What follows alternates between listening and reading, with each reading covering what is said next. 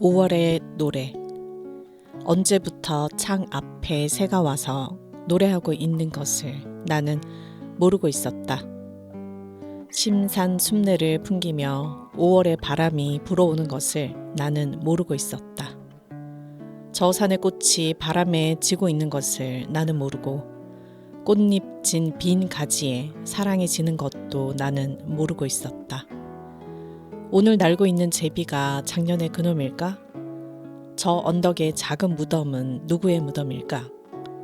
5월은 4월보다 정다운 달, 병풍에 그려있던 난초가 꽃피는 달, 미루나무 잎이 바람에 흔들리듯 그렇게 사람을 사랑하고 싶은 달, 5월이다. 황금찬 시인님의 5월의 노래입니다.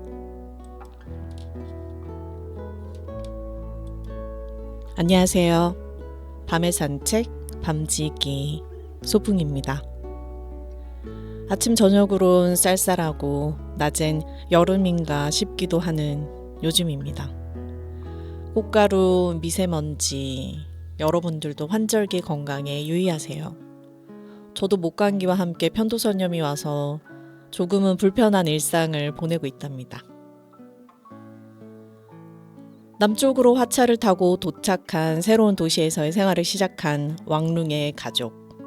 가장의 무게를 실은 인력거를 도시 골목 구석구석을 달리고 있는 왕룽. 오늘은 어떤 일들이 펼쳐질지 대지 6부. 그럼 함께 만나보겠습니다.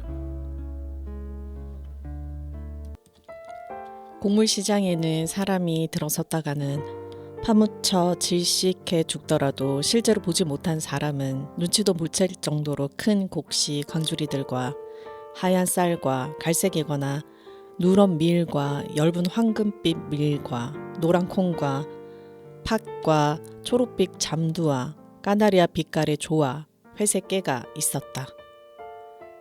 그리고 육류시장에는 껍질이 보드랗고 하얗고 두툼하며 맛 좋은 비계와 시뻘건 고기가 드러날 정도로 커다란 몸을 길게 베어 목을 걸어놓은 통돼지들이 있었다. 그리고 오리 가게에는 숯불 앞에서 새꼬챙에 끼워 천천히 돌리며 구운 갈색 오리와 소금에 절인 하얀 오리와 타레로 엮은 내장들이 천장과 문간에 줄줄이 걸려 있었고 거위와 꿩과 온갖 가금을 파는 가게들도 마찬가지였다. 채소로 말할 것 같으면 반들거리는 붉은 무와 하얗고 속이 빈 연근과 토랑과 푸른 배추와 샐러리와 꼬부라진 콩나무 순과 갈색 밤과 향기가 좋은 양강냉이 고명 따위가 인간의 손으로 흙으로부터 끌어낼 수 있는 모든 것이 있었다. 인간의 식욕을 돋을 만한 먹을 것 치고 그 도시의 장터 거리에서 구하지 못할 것이 하나도 없었다. 그리고 사탕과 과일과 경과, 달콤한 기름에 담가 갈색으로 튀긴 따끈하고 맛 좋은 고구마, 밀가루에 싸서 찐 감미로운 향료를 친 작은 돼지고기 만두, 찹쌀로 만든 단과를 파는 행상들이 여기저기 돌아다녔고 도시의 아이들은 손에 동전을 잔뜩 들고 나가 이런 것들을 파는 행상에게로 달려가서 살갗이 설탕과 기름으로 번들거릴 때까지 사 먹었다. 그렇다. 이 도시에서는 사람이 굶어 죽을 리가 없었다. 그렇기는 해도 아침이면 동이 튼 잠시 후에 왕룽과 그의 가족은 그릇과 젓가락을 들고 움막에서 나와 저마다 다른 움막에서 나와 눅눅한 강의 안개를 이겨내기에는 너무 얇은 옷을 입고 덜덜 떨며 쌀쌀한 아침 바람에 몸을 웅숭그리며 한 푼을 주면 묽은 죽 한 그릇을 살 수 있는 공동 급식소로 걸어가는 사람들의 긴 행렬에서 짤막한 집단을 이루었다. 그리고 아무리 왕릉의 인력거를 끌며 뛰어다니고 오라니 구걸을 하더라도 그들은 움막에서 스스로 날마다 밥을 지어 먹을 수 있을 만큼 돈을 벌 수가 없었다. 혹시 빈민을 위한 급식소에서 밥값을 내고 한 푼이라도 돈이 남으면 그들은 배추를 조금 샀다. 그러나 어떤 값을 주고 사거나 간의 배추는 비싼 셈이어서 두 아들은 오랑의 아궁이 대용으로 세워놓은 두 장의 벽돌 사이에 불을 피워 요리하기 위해 땔감을 구하러 나가야만 했고 그들은 농부들이 시내 땔감 시장으로 실어가는 갈대와 잡초 더미로부터 그 연료를 제주껏 한 줌씩 뽑아내 훔쳐와야 했다. 때로는 아이들이 들켜서 흠씬 얻어맞기도 했으며 어느 날 밤에는 그가 하는 짓에 대해서 동생보다 더 부끄럽게 생각하고 훨씬 소심한 큰 아들이 농부에게 주먹으로 맞아 눈이 감길 정도로 퉁퉁 부어 돌아왔다. 하지만 작은 아들은 점점 요령이 생겼고 그러다 보니 구걸 솜씨보다는 좀도둑질 솜씨가 훨씬 늘었다. 그런 일쯤은 오란에게는 아무것도 아니었다. 만일 두 아들이 웃고 장난을 치지 않으며 구걸을 할 수가 없다면 그들이 도둑질을 해서라도 배를 채우도록 내버려 둬야 했다. 하지만 비록 아내에게 반박할 말이 없기는 했어도 왕룡은 그 자식들이 하는 이런 도둑질에 화가 치밀어 올랐고 그 일에 신통치 못할 때도 그는 큰 아이를 탓하지 않았다. 커다란 성벽의 그늘에서 살아가는 이 삶은 왕룡이 사랑하는 삶이 아니었다. 그에게는 기다리는 땅이 있었다. 어느 날 밤 늦게 그가 돌아와 보니 뱃죽국에 큼직한 돼지고기 덩어리가 들어있었다. 그들이 집에서 키우던 소를 잡아먹은 이후로 고기를 먹는 것은 이것이 처음이었기 때문에 왕룡의 눈이 휘둥그레졌다. 보아하니 당신 오늘은 외국인한테 구걸을 한 모양이구먼. 그가 오란에게 말했다. 하지만 버릇이 그렇듯이 그녀는 아무 말도 하지 않았다. 그랬더니 지혜를 터득하기에는 너무 어리고 자신의 영리함을 무척 자랑으로 여기는 둘째 아들이 말했다. 아니에요. 이 고기는 내 거예요. 내가 슬쩍 해온 거예요. 부족한 주인이 계산대 위에서 큰 조각으로부터 그것을 베어놓고 한눈을 파는 사이에 그 고기를 사러 온 늙은 여자의 겨드랑이 밑으로 살그머니 파고 들어가서 고기를 집어들고 뒷골목으로 도망쳐서 형이 올 때까지 뒤쪽 성문의 빈 물독 속에 숨어 있었어요. 그렇다면 나는 이 고기를 먹지 않겠다. 왕룡이 화가 나서 소리쳤다. 사거나 구걸해서 얻은 고기는 먹어도 되지만 훔치는 건 안 돼. 우린 거지는 될 수 있어도 도둑은 안 된다고. 그리고 그는 냄비에서 두 손가락으로 고기를 꺼내 아우성을 치는 둘째 아들을 못 본 채 하고 땅바닥에다 던져버렸다. 그러자 오란이 무감각한 표정으로 나오더니 고기를 집어 물로 씻어서 다시 부글부글 끓는 냄비 속에다 넣었다. 고기는 고기일 뿐이에요. 그녀가 조용히 말했다. 왕룡은 아무 말도 하지 않았지만 이곳 이 도시에서 두 아들이 자라면서 도둑이 되어가고 있었기 때문에 마음속으로 두렵기도 하고 화도 났다.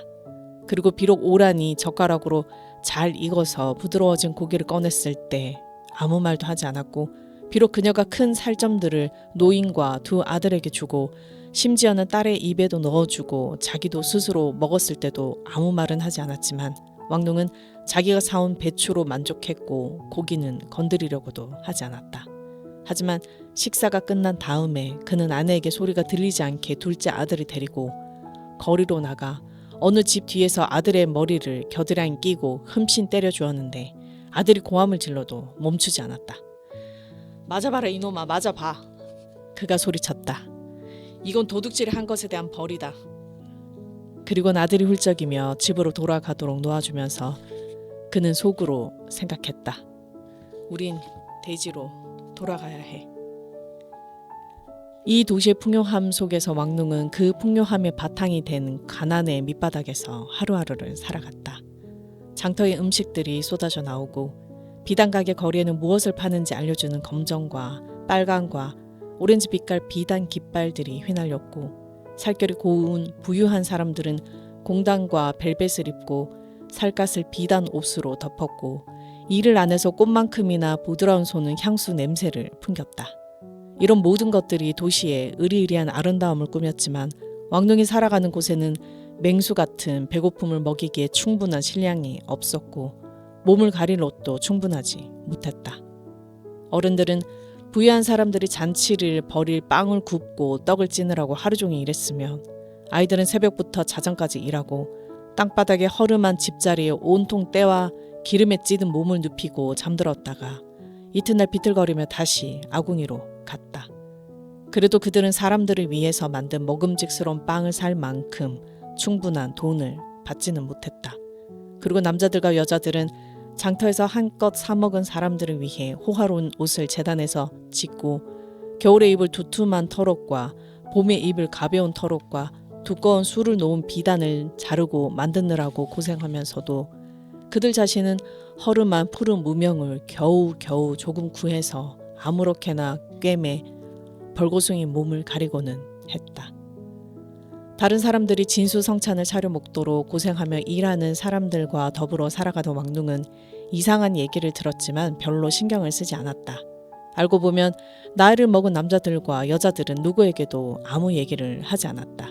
수염이 허연 사람들은 인력거를 끌고 빵집과 대골로 숲과 나무를 담은 외바퀴 수레를 밀고 갔고 근육이 밧줄처럼 튀어나올 정도로 온몸에 힘을 주며 자갈로 포장한 길로 상품을 잔뜩 실은 무거운 수레를 끌거나 밀고 다녔고 얼마 안 되는 식량을 아껴 먹었고 밤이면 잠깐 잠을 잤고 그리고 침묵을 지켰다.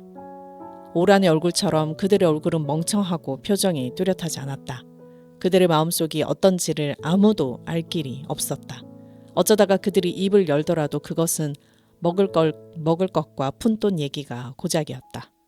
그들은 은화를 손에 쥐어보는 경우가 드물었으므로 그들의 입에는 은화 얘기가 거의 오르지 않았다.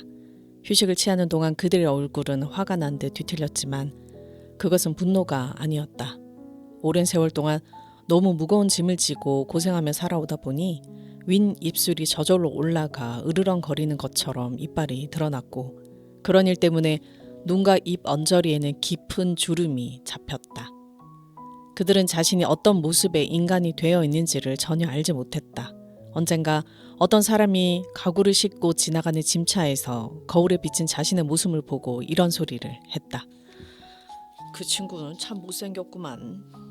그리고 다른 사람들이 그를 보고 웃으니까 그들이 무엇 때문에 웃는지 영문을 몰라서 멋쩍게 빙그레 웃으며 혹시 자기가 어떤 사람의 비위를 상하게 하지 않았는지 알고 싶어서 황급히 주변을 둘러보았다.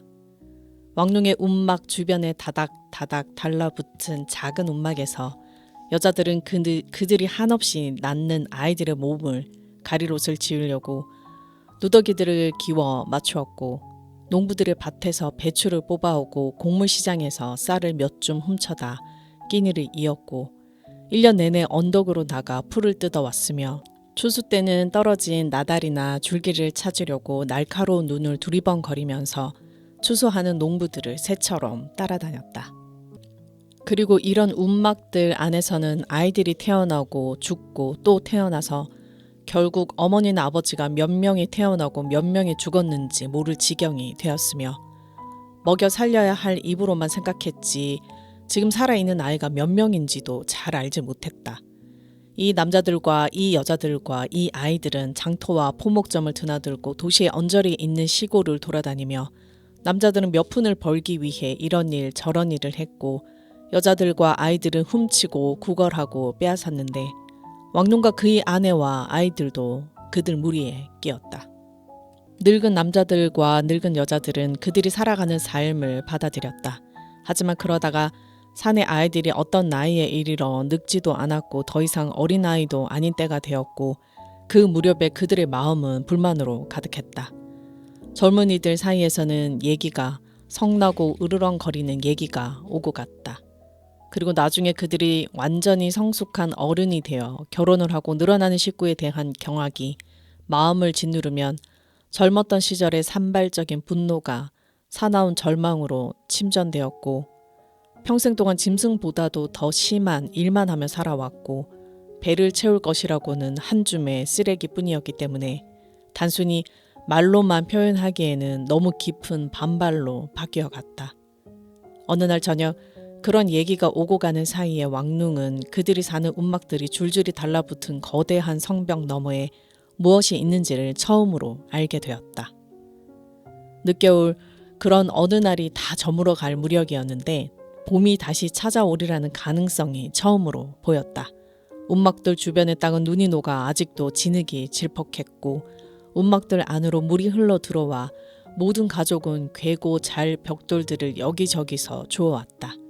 하지만 축축한 땅이 불편하기는 해도 대기에는 오늘 밤 훈훈한 상쾌함이 감돌았고 이 상쾌감은 왕눈을 무척 초조하게 만들어서 식사를 한 다음 늘 그렇듯이 그는 얼른 잠이 오지 않았다. 그래서 그는 바깥으로 나가 길가에 멀거니 서 있었다. 그의 늙은 아버지가 걸핏하면 이곳에 나와 벽에 기대 쪼그리고 앉아 있고는 했는데 아이들이 시끄럽게 장난을 치면 움막이 터져 나갈 것 같아서 아버지는 지금도 식사할 밥그릇을 들고 그곳에 나와 있었다. 노인은 오란이 허리띠를 잘라 만든 헝겊 고리의 한쪽 끝을 손으로 잡고 있었는데 그 고리 안에서 손녀가 쓰러지지 않고 비틀거리며 오락가락 돌아다녔다. 이제는 구걸하는 어머니의 품에 안겨있기가 싫다고 투정을 부리게 된 이 아이를 돌보며 그는 이렇게 나날을 보냈다. 그렇지 않아도 오라는 다시 아기를 가져서 이미 낳은 더 큰 아이의 무게를 감당하기가 너무 힘들었던 터였다. 왕농은 아기가 쓰러지고 비틀거리며 일어났다가 다시 쓰러지고 노인의 끈의 끝을 잡아당기는 것을 지켜보고 서 있으면서 저녁 바람의 상큼함을 얼굴에 느끼고는 그의 밭에 대한 벅찬 그리움이 마음속에서 치밀어 오르는 것을 느꼈다. 오늘 같은 날에는 밭을 갈아오고 밀을 심어야 하죠. 그가 아버지에게 큰 소리로 말했다. 노인이 조용히 말했다. 네가 무슨 생각을 하는지 나는 알아. 살아오는 동안 2번에 또 2번을 우리가 금년에 그랬던 것처럼 밭을 떠났고 그럴 때마다 새로 농사를 지을 씨앗이 그 땅에 묻혀있지 않았어. 그래도 항상 돌아가시곤 했잖아요, 아버지. 땅에 있었으니까 그렇지, 아들아. 노인이 끊임없이 말했다. 그렇다. 금년이 아니라면 내년에도 그들 또한 돌아가리라. 왕눈이 속으로 생각했다. 땅이 그곳에 있는 한, 그리고 봄비에 촉촉히 젖은 땅이 그를 기다린다는 생각을 하니 그는 마음이 뿌듯해졌다. 그는 움막으로 돌아가서 아내한테 퉁명스럽게 말했다. 만일 나한테 팔 것이 하나라도 있다면 그걸 팔아 우리 땅으로 돌아가겠어. 그리고 늙은 아버지만 아니라면 굶주리면서라도 걸어서라도 돌아갈 테고. 하지만 아버지하고 어린 것이 어떻게 수십 리를 걷겠어? 그리고 당신도 몸이 너무 무겁고. 오라는 약간의 물을 가지고 밥그릇을 닦아 움막 구석에 쌓아놓고는 쪼그리고 앉은 채로 그를 올려다보았다. 딸아이 외에는 팔 것이 없어요. 그녀가 천천히 대답했다. 왕눈이 아연실색했다. 이봐, 난 아이를 팔진 않아. 그가 큰 소리로 말했다. 저도 팔려봤어요. 그녀가 아주 천천히 말했다. 우리 부모님은 고향으로 돌아가기 위해서 저를 세도가에다 팔았어요. 그래서 당신도 지금 아이를 팔겠다는 얘기야? 저 혼자만 있다면 딸을 팔아 넘기느니 차라리 죽어버리겠어요. 저는 종노릇도 호되게 했으니까요. 하지만 죽은 딸은 아무것도 갖다 주지 않아요. 전 당신을 위해서, 당신을 땅으로 돌아가게 해주기 위해서라면 이 딸을 팔겠어요. 난 절대 그렇게 하지 않는다니까. 왕룡이 단호하게 말했다. 이 삭막한 곳에서 평생을 보내는 한이 있어도 그건 안 돼. 하지만 그가 다시 밖으로 나갔을 때는 혼자서라면 절대로 머리에 떠오르지도 않았을 그 생각이 자기도 모르게 그를 유혹했다. 그는 할아버지가 잡은 끈의 끝에서 끊임없이 비틀거리는 어린 딸을 쳐다보았다. 딸은 날마다 먹을 것을 주어서인지 무척 살이 붙었고 아직 말은 전혀 못하지만 아기란 조금만 돌봐줘도 충분하게 마련이어서 상당히 통통했다. 늙은 여자처럼 쪼그라졌던 딸의 입술이 빨갛게 미소를 지었으며 날이 갈수록 점점 명랑해져서 그가 쳐다보기만 해도 딸이 빙그레 웃었다. 내 품에 안겨 저렇게 방글방글 웃지만 않는다면 팔아버렸을지도 모르지. 그는 생각했다. 그러더니 그는 다시 그의 땅을 생각해 본 다음에 격렬하게 소리쳤다. 나는 그 땅을 절대로 다시 보지 못할 거야. 아무리 이렇게 고생하고 구걸을 하더라도 우리는 오늘 하루 먹을 것 이상은 전혀 볼 수가 없으니까.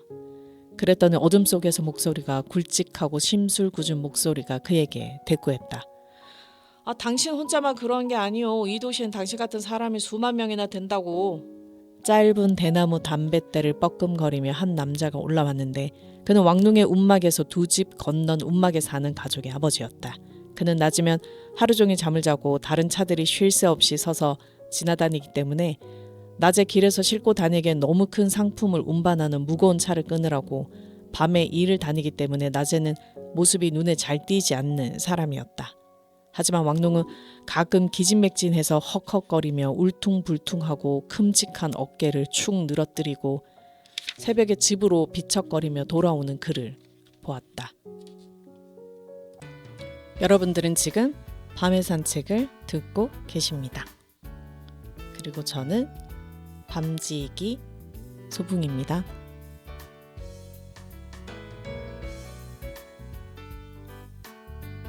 잔나비의 뜨거운 여름밤은 가고 남은 건 볼품 없지만을 듣고 다시 돌아오겠습니다. 그래서 왕룽은 새벽에 인력거를 끌고 나가다가 그와 마주치기도 했고 때로는 해질녘에 밤일을 하려고 나와 잠을 자러 그들의 움막으로 들어갈 다른 남자들과 그가 같이 서 있는 것을 보기도 했다. 그래, 한없이 그런 건가요? 왕룽이 씁쓸하게 물었다.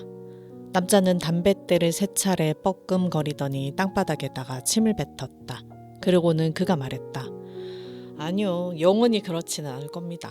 부유한 사람들이 너무 부유해지면 길이 생기고 가난한 사람들이 너무 가난해져도 길이 생깁니다. 지난 겨울에 우리는 2딸을 팔아서 근근히 지탱했고 만일 내 처가 뵌 아이가 딸이라면 이번 겨울에 우린 그 애를 또 팔아버릴 거예요. 계집애는 하나 첫 딸만 키우죠. 첫 숨을 들이켜기 전에 차라리 죽이는 게 낫다고 생각하는 사람들도 있긴 하지만 다른 딸들은 죽이기보다 팔아치우는 게 나아요. 그것이 가난한 사람들이 너무 가난해졌을 때 살아가는 한 가지 방법이랍니다. 부유한 사람들이 너무 부유해질 때도 방법이 하나 있는데 내가 잘못 알고 있지만 않다면 그 길이 머지않아 열릴 거예요.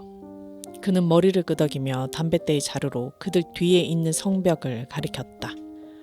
당신 저 성벽 안을 구경한 적이 있나요? 멀거니 쳐다보면서 왕룽이 머리를 설레설레 저었다. 남자가 얘기를 계속했다.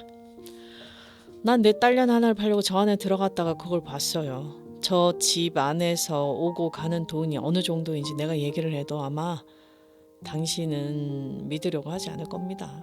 그래도 당신한테 이 얘기는 해야 되겠는데 하인놈들까지도 은으로 장식한 상아 젓가락으로 밥을 먹고 계집 종들도 귀에다 비치와 진주를 달고 신발에도 진주를 매다는가 하면 당신하고 나 같으면 찢어졌다고 하지 않을 정도로 자그마한 흠이 생기거나 흙이 조금 묻으면 그들은 진주가 달린 채로 몽땅 그 신발을 갖다 버려요. 남자는 담뱃대를 힘껏 빨았고 왕농은 입이 딱 벌어져서 그의 얘기에 귀를 기울였다.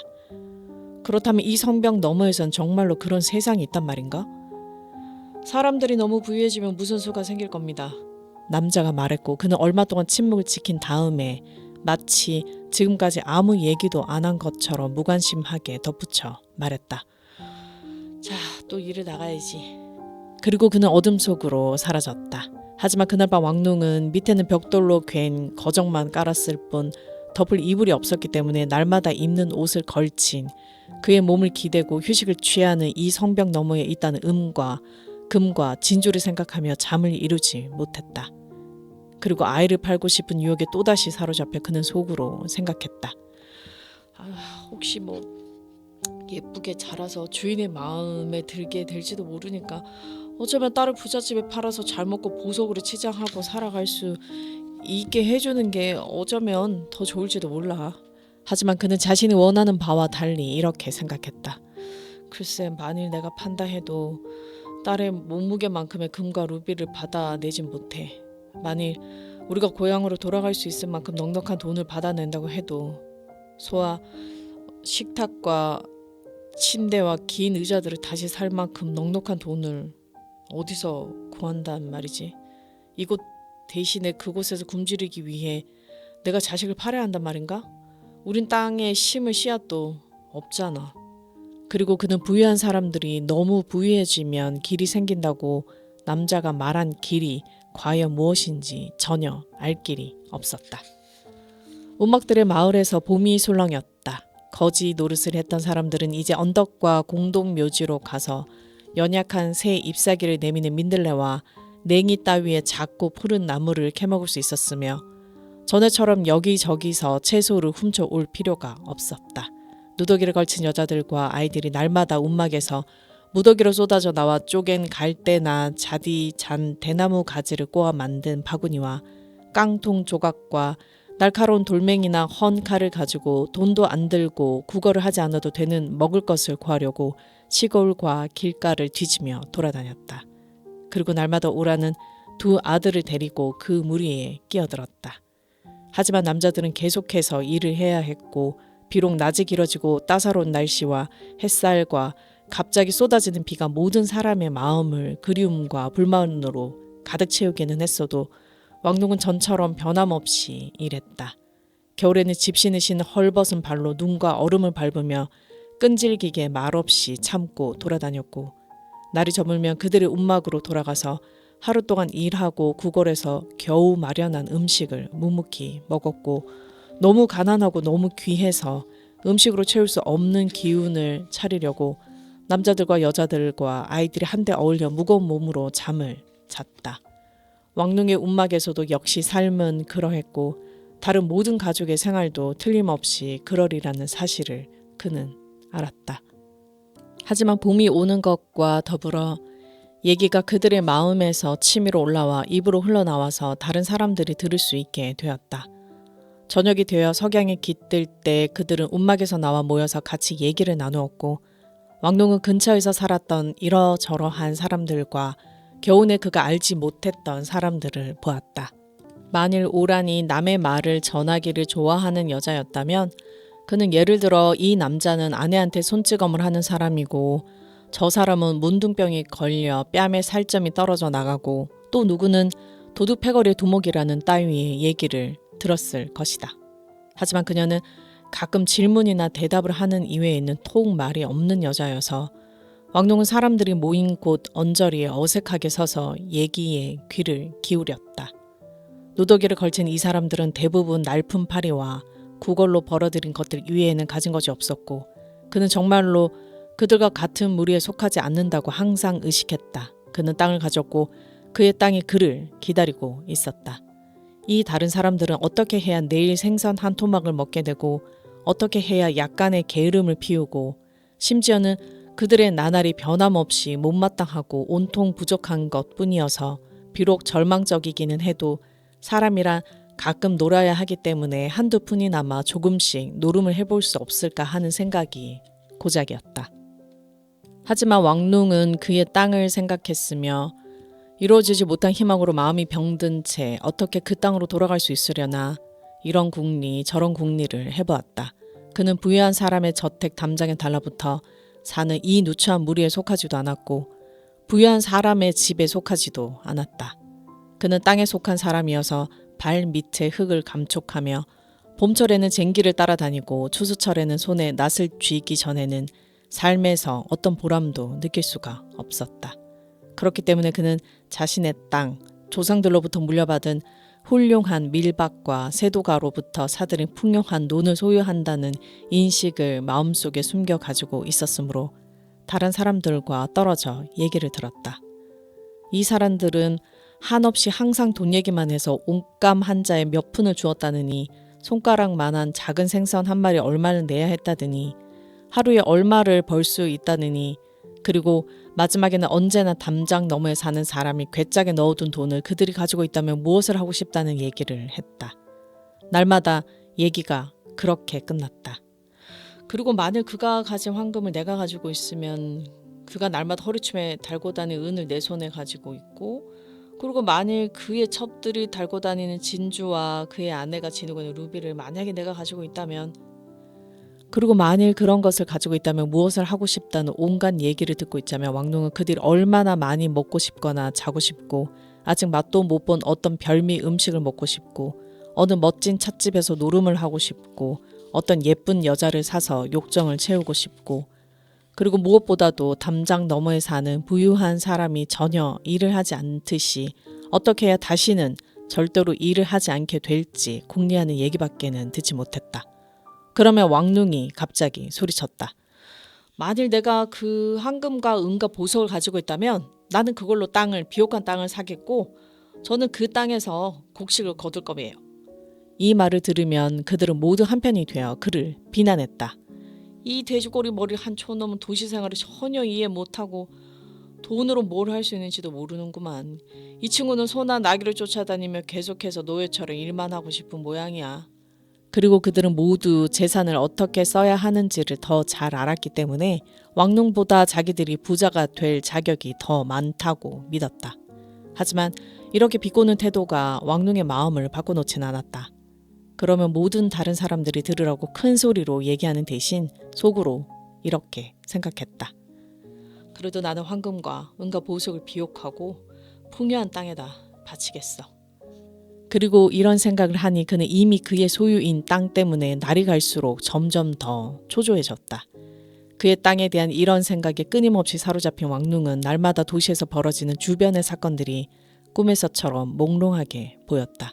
그는 오늘은 이런 일이 있었구나 하는 정도 이외에는 어떤 상황이 왜 벌어지는지 전혀 묻지도 않고 그 이상한 형상들을 그냥 받아들였다. 예를 들면 여기저기서 사람들이 나눠주는 종이, 때로는 그에까지도 나눠주는 종이가 있었다. 그런데 왕눈은 어린 시절이나 그 어느 때도 종이에 적힌 글씨의 의미를 배우지 못했고 따라서 검은 표지들로 뒤덮였고 도시의 성문이나 성벽에 붙이기도 하고 무더기로 팔거나 심지어는 공짜로 나눠주는 그런 종이를 봐도 전혀 무엇인지 이해할 수가 없었다. 2번이나 그는 그런 종이를 받은 적이 있었다.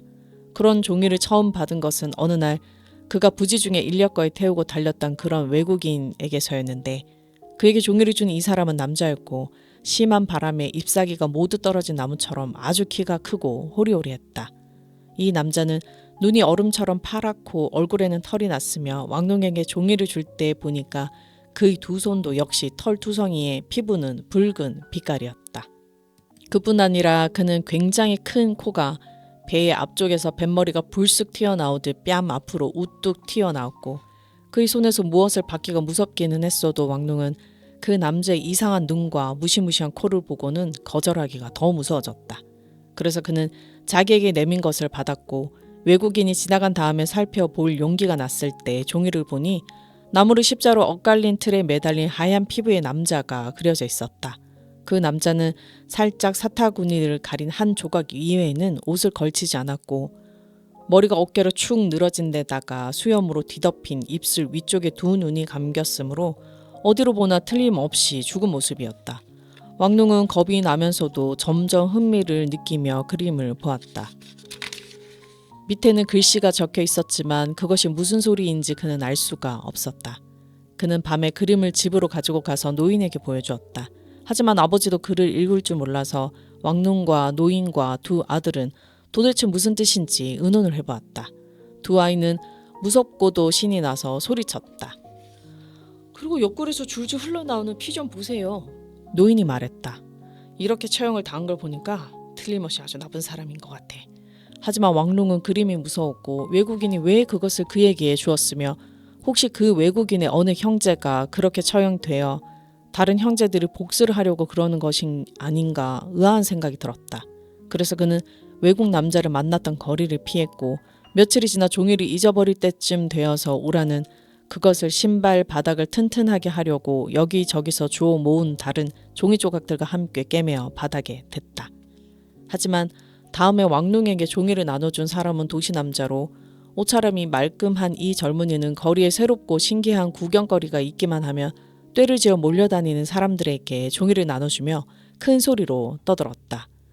이 종이에도 역시 피와 죽음의 그림이 있었는데 이번에 죽은 사람은 피부가 하얗고 털투성이가 아니라 왕눈이나 마찬가지로 평범한 사람이어서 누런 피부에 호리호리하고 머리와 눈은 검은 빛깔이며 퍼런 누더기를 걸쳤다. 죽은 사람 위에서는 굉장히 뚱뚱한 사람이 서서 들고 있던 기다란 칼로 죽은 사람을 찌르고 또 찔렀다. 그것은 끔찍한 광경이어서 왕눈은 그 그림을 멍하니 쳐다보다가 그 밑에 적힌 글이 무슨 뜻인지 알고 싶어졌다. 그는 옆에 있는 남자에게 돌아서서 말했다. 이 무시무시한 것이 무슨 의미인지 글씨를 보고 나한테 얘기해 줄 수 있나요?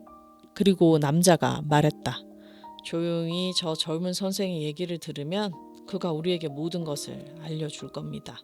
그래서 왕눈은 귀를 기울였고 그는 여태까지 한 번도 들어본 적이 없는 그런 얘기를 들었다. 죽은 사람이 여러분 자신입니다. 젊은 선생이 외쳤다. 그리고 여러분들이 죽었는데도 그것을 알지 못하고 찔러대는 살기 등등한 자는 죽은 다음에까지도 여러분들을 찔러낼 부유층과 자본주의자들입니다. 여러분들은 가난하고 짓밟혔으며 부유층이 모든 것을 빼앗아 가졌기 때문에 그렇게 된 것입니다. 자신도 가난했으므로 왕농은 잘 알고 있었지만 지금까지는 그 탓을 철에 맞춰 비를 내리지 않거나 비가 오더라도 무슨 나쁜 버릇처럼 비를 계속 내리게 하는 하늘에다 돌렸다. 비와 햇빛이 알맞게 어울려 땅에서 씨앗이 싹트고 줄기에 곡식이 맺히면 그는 자신을 가난하다고 여기지 않았다. 따라서 그는 하늘이 때맞춰 비를 내려주지 않는 이 상황과 부유한 사람들이 무슨 관계가 있는지를 더 자세히 알고 싶어서 흥미있게 귀를 기울였다. 그리고 결국 젊은이가 얘기를 계속하고 또 계속했지만 왕릉의 관심이 쏠린 문제에 관해서는 아무 소리가 없었고 그래서 왕릉이 용기 내어 물었다.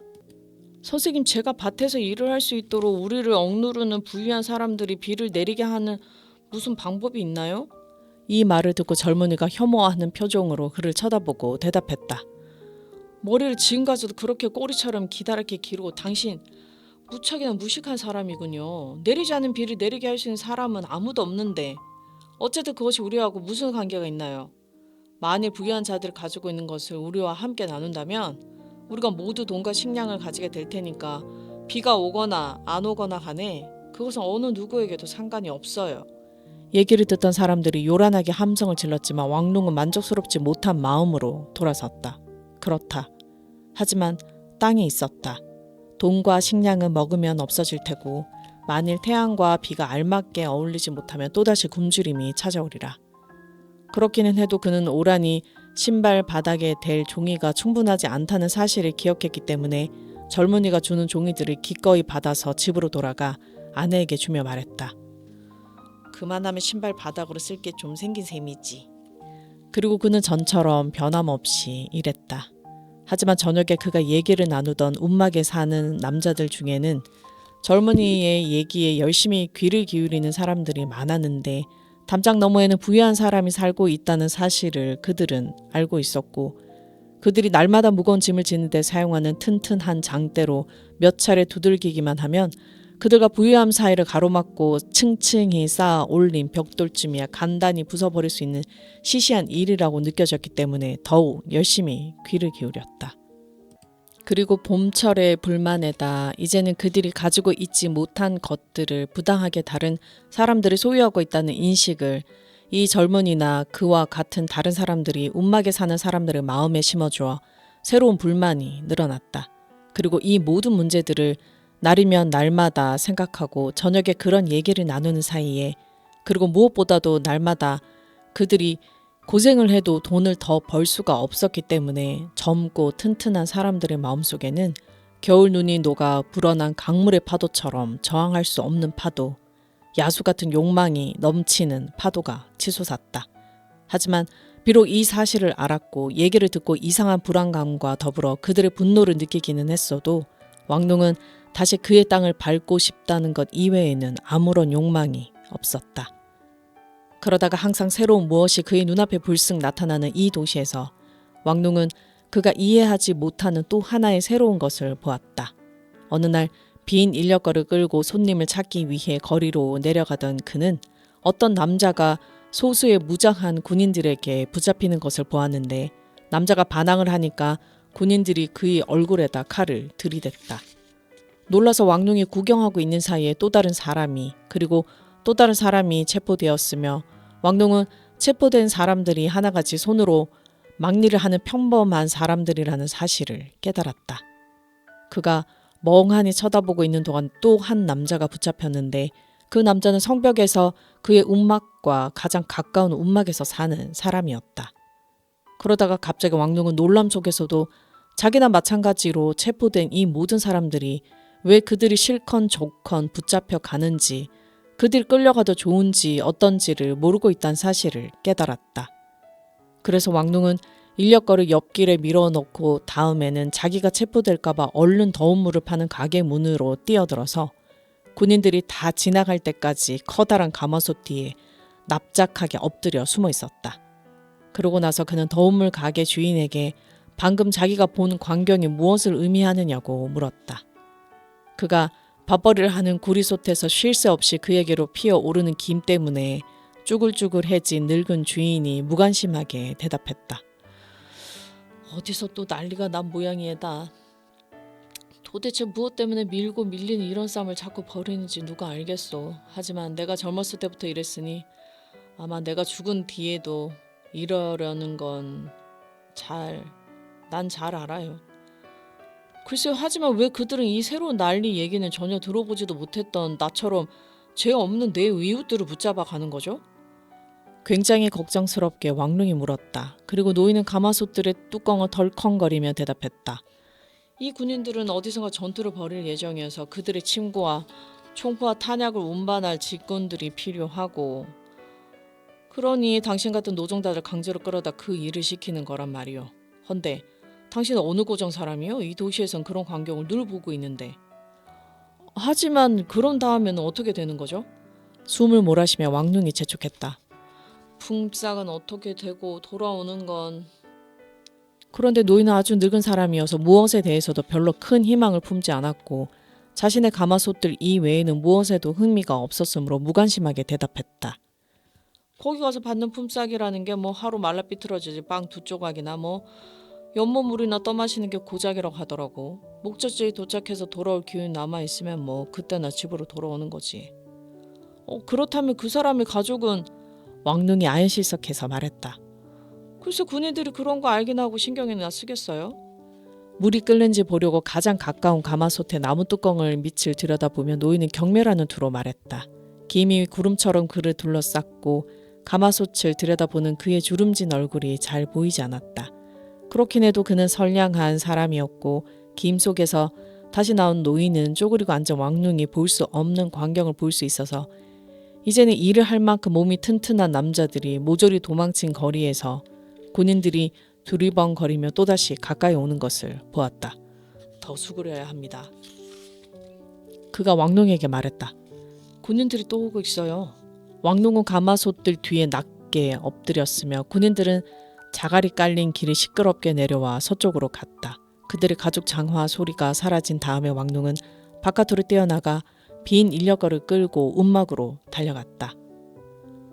그러고는 길가에서 해온 약간의 나물로 먹을 것을 장만하려고 방금 돌아온 오란에게 그는 숨을 헐떡이며 더듬더듬 무슨 일이 벌어지는 중이며 얼마나 아슬아슬하게 그 고비를 자기가 넘겼는지를 얘기해 주었다. 이렇게 얘기를 하는 동안 그의 마음속에서는 어떤 새로운 공포가 머리를 들었는데 그것은 자기가 전쟁터로 끌려가면 늙은 아버지와 가족이 뒤에 남아 굶주리는 것은 물론이려니와 자기도 전투지에서 피를 콸콸 흘리고 죽어 다시는 그의 땅을 보지 못하게 되리라는 공포였다. 그는 헬쑥한 얼굴로 오란을 쳐다보고 말했다. 이제는 나도 정말 어린 딸년을 팔고 북쪽에 있는 땅으로 돌아가고 싶은 유혹을 느껴.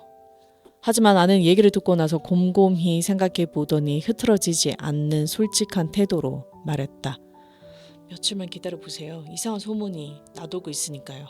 어쨌든 그는 더 이상 낮에는 바깥 출입을 하지 않았고 마다들을 시켜 인력거를 빌려온 집에다 돌려준 다음 밤이 될 때까지 기다렸다가 상점들을 찾아가서는 전에 벌던 돈의 절반만 받으며 10여 명의 남자들과 함께 낑낑거리면서 힘들여 끄는 마차의 괴짝들을 잔뜩 실어 밤새도록 끌어날랐다. 그리고 그 상자들은 비단과 면화와 향기로운 잇담배로 가득해서 나무를 통해 새어나오는 냄새가 무척이나 향기로웠다. 그리고 기름과 술이 담긴 커다란 독들도 있었다. 밤새도록 그는 컴컴한 거리에서 벌거벗은 몸에서 땀을 줄줄 흘리고 밤의 습기로 젖어 미끈거리는 자갈 바닥에 맨발이 미끄러지도록 낑낑거리면서 밧줄을 끌었다. 그들 앞에선 길을 가르쳐 주느라고 어린 사내아이가 활활 타오르는 횃불을 들고 달렸으며 이 횃불에 사람들의 얼굴과 몸 그리고 축축한 돌 바닥이 다같이 반짝였다. 그리고 왕릉은 헉헉거리며 동트기 전에 집으로 돌아왔는데 어찌나 기진맥진했는지 우선 잠을 자기 전에는 밥도 못 먹을 지경이었다. 하지만 거리에서 군인들이 수색을 벌이는 환한 대낮 동안에는 몸을 가리도록 오란이 지푸라기를 주워다가 무더기를 쌓아놓은 움막의 가장 깊숙한 구석에서 안전하게 잠을 잤다. 어떤 전투가 벌어지고 누가 누구하고 싸우는지 왕릉은 알 길이 없었다. 하지만 봄이 더욱 무르익으니까 도시에는 공포의 불안이 층일했다. 낮 동안에는 말이 끄는 수레들이 하루 종일 보유한 사람들과 그들이 소유한 옷과 공단에 씌운 이부자리와 그들이 데리고 사는 아름다운 여자들과 그들 보석을 싣고 강가로 갔으며 그곳에는 배가 그들을 태우고 다른 곳으로 갔고 어떤 사람들은 화채들이 드나드는 그 다른 집으로 갔다. 왕농은 낮에 거리로 나가는 일이 전혀 없었지만 그의 두 아들이 휘둥그레진 눈을 반짝이며 돌아와서 소리쳤다. 우린 이러이러한 사람도 보고 저러저러한 사람도 봤어요. 어떤 남자는 절에 있는 무슨 신령님처럼 뚱뚱하고 무시무시했는데 몸에는 노란 비단을 칭칭 감았고 엄지손가락에는 유리 조각 같은 초록빛 보석을 박은 커다란 금반지를 끼웠고 살결은 잘 먹고 기름쳐서 온통 번들거렸어요. 아니면 마다들이 이런 소리를 했다. 그리고 우린 굉장히 많은 상자들을 봤는데 그 안에 무엇이 들어있냐고 내가 물었더니 한 사람이 이렇게 대답하더라고요. 이 안에는 황금과 은이 들어있지만 부자들은 가진 것을 모두 끌고 다닐 수가 없을 테니까 언젠가는 이런 게 우리 모두의 소유가 된단다. 근데 이게 무슨 소린가요, 아버지? 그리고 아들은 호기심이 담긴 눈으로 아버지를 쳐다보았다. 하지만 왕룡이 퉁명스럽게 한가한 도시 사람들 하는 얘기가 무슨 뜻인지 내가 어떻게 알겠어? 라고 대답하자 아들이 부러워하며 소리쳤다. 그것이 우리 것이라면 난 지금이라도 가서 어서 갖고 싶은데 난 떡을 먹어보고 싶어요. 난 위에다 깨를 뿌린 떡은 한 번도 먹어본 적이 없어서요. 이 말을 듣고 노인은 꿈꾸는 듯한 얼굴을 들어 쳐다보며 혼자 콧노래를 부르듯이 말했다. 풍년이 들면 추석 명절에 우리도 그런 떡을 먹었었지. 깨를 타작하면 팔기 전에 조금 따로 남겨뒀다가 떡을 빚고는 했단다. 그리고 왕농은 언젠가 정초에 오란에 만들었던 떡이 생각났는데 쌀가루와 비계와 설탕으로 빚은 그 떡이 머리에 떠오르자 그의 입에서는 군침이 돌았고 그의 마음은 지나간 일들에 대한 그리움으로 쓰라렸다. 우리가 다시 그 땅으로 돌아갈 수만 있다면 얼마나 좋을까. 그가 중얼거렸다. 그러자 갑자기 그는 지푸라기 더미 뒤에서 다리도 제대로 뻗지 못할 만큼 비좁은 이 초라한 움막에서 단 하루도 더 누워있을 수는 없을 것 같다는 생각이 들었고 살을 파고드는 밧줄을 당기며 허리를 구부리고 자갈로 포장된 길바닥에서 짐을 끌면서 몇 시간씩 고생을 해야 하는 밤도 더 이상 하루도 견디지 못하리라고 느꼈다. 길바닥의 돌멩이 하나하나가 그에게는 저마다 적이 되었으며 그는 돌멩이 하나하나를 피해서 그의 생명력을 조금이나마 덜 쓸 수 있는 통로를 알아냈다. 때로는 캄캄한 밤이면 특히 비라도 내려 길바닥에 젖어 보통 때보다 더 축축할 때면 그의 마음속에 담긴 모든 증오가 발에 밟히는 이 돌멩이들에게로 무지막지하게 짐을 실은 수레의 바퀴에 매달리고 달라붙는 듯한 이 돌멩이들에게로 쏠렸다. 아름다운 땅이여. 그가 갑자기 소리치고 흐느껴 울면서 엎어지는 바람에 아이들은 겁을 냈고 노인은 엄마가 우는 모습을 보고 아이가 머리를 갸우뚱거리듯 머리를 이리 갸우뚱 저리 갸우뚱 하면서 듬성듬성한 수염 사이로 걱정스럽게 아이들을 쳐다보았다. 그리고 이번에도 차분하고 단조로운 목소리로 오란이 말했다. 조금만 더 있으면 우리도 무엇인가 보게 될 거예요. 이제는 어딜 가나 소문이 나돌고 있으니까요. 숨어 엎드려 있는 움막에서 왕농은 시간마다 지나가는 발자국 소리를, 전쟁터로 행군해 가는 군인들의 발자국 소리를 들었다. 그와 군인들 사이를 가로막은 멍석을 아주 조금만 들추고 가끔 그는 벌어진 틈에다 눈을 대고는 지나가고 또 지나가는 발들을, 가죽 신발과 헝겊으로 감싼 다리들이 줄을 짓고 짝을 지어 수십 명씩 수천 명씩 행군하는 것을 보았다. 대지 6부 어떠셨나요? 곧 전쟁이 반발될 것 같은 분위기로 이야기가 마무리되었는데요. 다음 이 시간에 왕농은 자신의 땅이 있는 그곳으로 길을 떠날까요? 땅, 대지가 숨을 쉬고 내가 숨을 쉴 수 있는 그곳. 다음 시간 대지 7부를 기다려 보겠습니다.